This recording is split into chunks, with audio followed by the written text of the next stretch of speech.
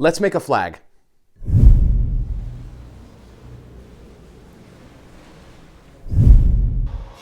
As with almost every project in my shop, this one is starting out on the jointer. As you can see, I have the two pieces of ash back to back.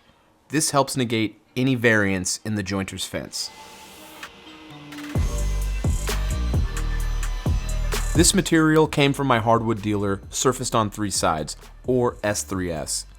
I ran the pieces through the jointer just to ensure that the glue line was going to be tight.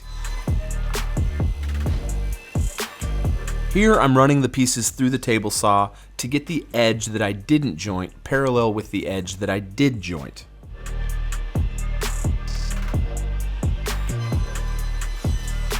And since I did it to the first one, I figured I might as well do it to the second one too.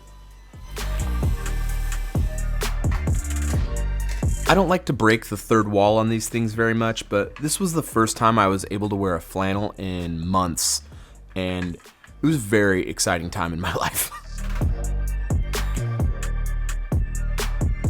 This may sound like common sense to some, but some people might not know this, but it's very important to get even distribution of glue on your joint.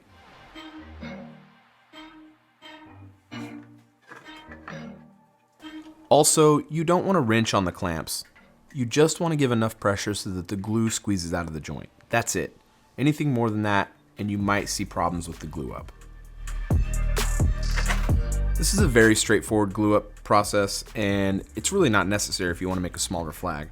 I wanted my flag to be 19 inches wide, which would make it 36 inches long, and I know that because there are websites that can help you find flag calculations, and I am so cool. I went to one of those websites and found that out. After the glue had dried and I pulled it all out of clamps, I hit it with my sander, and then I took it over and put India ink on it.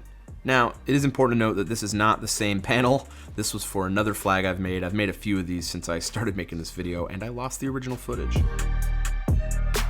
After the India ink dried, I put a product called Aura Mask over the top of it. This helps with tear out during the carve, but it also helps with the finishing process, specifically getting the paint into the carve.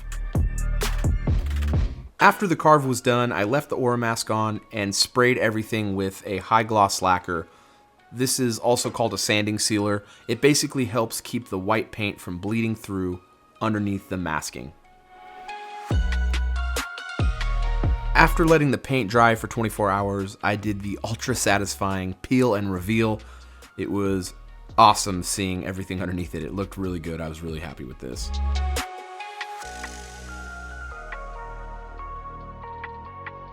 And once everything was peeled off, I just sprayed the whole thing with a satin lacquer, 2 coats.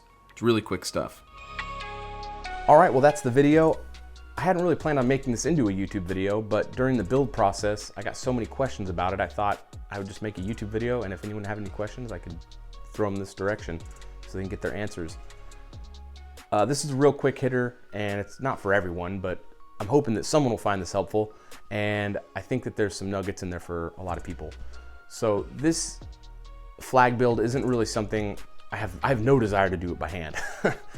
This is really a production item for me that I'm hoping will catch on and will sell well on my online store. That's really, to be very honest, what it is for me. It's done entirely on my CNC, other than the jointing and milling and the ripping and the glue up.